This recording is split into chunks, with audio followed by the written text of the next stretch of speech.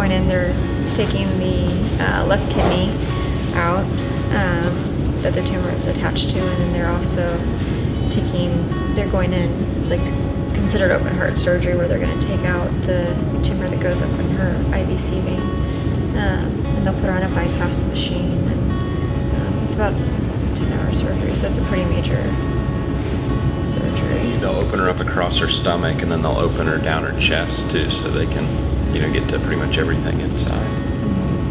When we got here this morning though, and she saw there's the blue gown, the hospital gown, she knew we were staying, and so she was pretty upset over that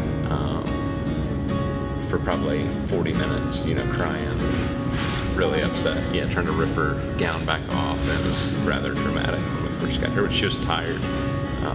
We're in a place where we're not usually at in the hospital, so all that was exhausting. We didn't tell her everything as far as like surgery. She knew she was coming in.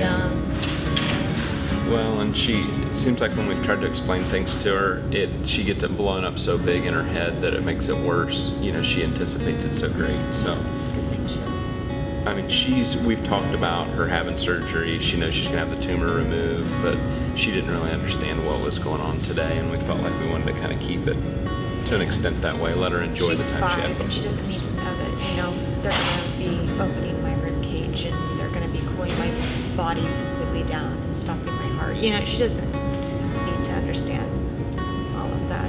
There's kind of like a whirlwind of emotions. It just, because it's such a long haul going into it, it's exhaustion, spiritually, emotionally, mentally, and then, you hit this point and it's just like, another hurdle or another battle to go into. And it just, I don't know. It's like I'm glad that she's, this part's coming out, the tumor's finally coming out, the thing that's causing so much trouble. But then at the same time with the risk of the surgery, it's scary, and almost that anxiousness of not wanting to do it just because of the risk of, for dying during surgery or afterwards.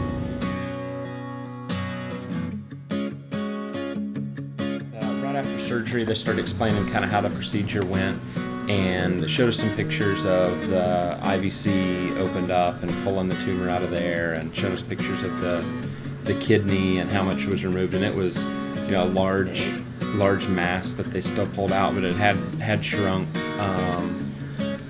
Felt like from the chemo. Felt like chemo affected it the way that they anticipated it would. But the picture shows where here's the actual tumor, and then it really was like a little monster inside of it. It has its own blood vessels and everything where it feeds itself the blood. But they took that out, and they took the tumor going up. You want to see it? That's your tumor. That's your insides. That's where they pulled it out. They had to pull your skin out so they could get that yucky old tumor out. Yeah. So we don't like that in our tummy, huh? It's not nice. Yeah. So now your tumor will start feeling a lot better, huh? Be a week tomorrow since surgery, and she's been walking around for a few days. They've got majority of the tubes off of her. She's back on her feeding tube, which we anticipate to have at home. So she's starting to get nutrition. She's starting to eat. Got some of the major tubes out that we don't have to necessarily have. And hopefully within a week or so, if there's no complications, we get to go home. So, whereas they thought that we were going to be here for at least a month, and it's turning out to be really a lot quicker. Before surgery, we had a few weeks for her to rest and just recover, kind of get prepared for surgery. And as time went, she got acting more and more like old Maggie, like a 5-year-old, wanting to play outside and be active, pick on her brothers, typical stuff. And actually the afternoon before surgery, she was tube-free. She had a Band-Aid on her stomach. That was it. So it was really cool to see. For half a day, she was free. No attachments, no feeding tube, no IVs. So that was really cool. Then we came in for surgery, and it's like a little bit feels like we have to start over. It's a job for her to get up and walk again. It's hard for her to sit up for very long. So we're starting that over, but I do feel like this should move quicker, just from what we've heard. But Even we like definitely, eating and like all of yeah, that. yeah, her stomach, has been turned inside out, literally, and so she's got to start slowly eating, and we just have kind of picked up there. But it is encouraging knowing this should be our last big procedure that should slow things down as far as progress. So it is hopeful that she's going to be acting normal again for a while, hopefully soon. So. Yeah. See you laughing, Maggie.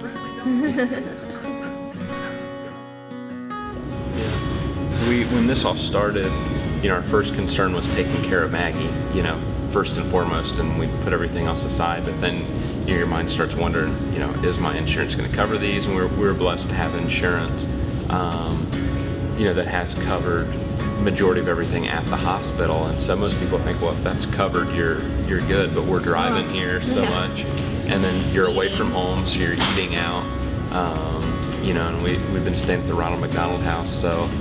That's helped out. Yeah, that's helped a lot, being able to stay there, and they offer some meals. But we feel they're given to us, so we're paying that in addition to our mortgage at home to stay there. Right. And then I've been away from work, so we're in a fortunate situation where I'm able to do that. But things just, all of it adding up, it's like it was.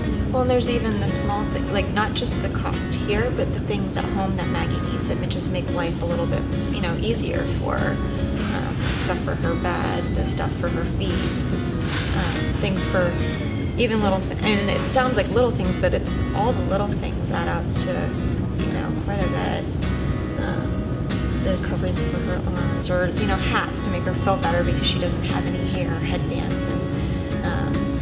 and it may sound materialistic, but even just like pretty dresses because she's a girl, she wants to feel pretty.